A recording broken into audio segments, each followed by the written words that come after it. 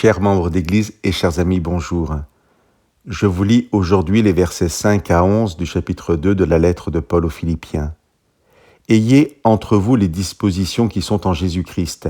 Lui qui était vraiment divin n'a pas considéré comme une proie à saisir d'être l'égal de Dieu, mais il s'est vidé de lui-même en se faisant vraiment esclave, en devenant semblable aux humains.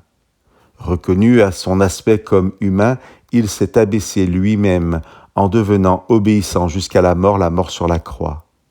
C'est pourquoi Dieu l'a souverainement élevé et lui a accordé le nom qui est au-dessus de tout nom, pour qu'au nom de Jésus, tout genou fléchisse dans les cieux, sur la terre et sous la terre, et que toute langue reconnaisse que Jésus-Christ est le Seigneur, à la gloire de Dieu le Père.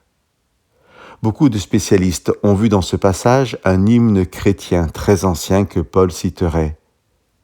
Sa traduction, et principalement celle du verset 6, n'est pas des plus faciles, et la phrase grecque peut se lire selon différentes perspectives et amener à deux choix de traduction. Celle de la Tob que je viens de lire. Jésus n'a pas considéré comme une proie à saisir d'être l'égal de Dieu. C'est-à-dire qu'une fois devenu homme et ayant voilé sa divinité, contrairement à Adam dans le jardin d'Éden, Jésus, lui, une fois sur terre, n'a pas cherché à se faire l'égal de Dieu.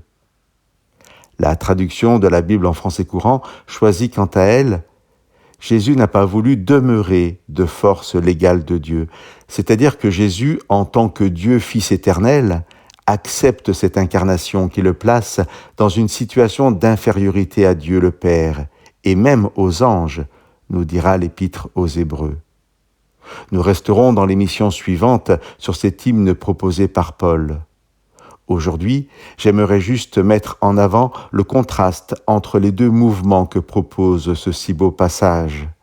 L'abaissement volontaire du Christ qui est devenu simple homme et son élévation par Dieu qui fera que tout genou pliera à l'évocation du nom de Jésus. Ce passage résume de façon magistrale ce que nous appelons le plan du salut. Tout ce que Dieu, par Jésus-Christ, a réalisé pour qu'un jour nous puissions vivre cette vie éternelle sur une terre restaurée, vivre ce temps où le mal n'existera plus et où l'on verra Dieu face à face. Pour cela, Jésus, nous dit notre texte, s'est vidé de lui-même. Image forte que je vous propose comme objet de nos prières, afin que l'Esprit de Dieu nous permette d'en saisir toute la profondeur. Chers amis, que Dieu vous bénisse.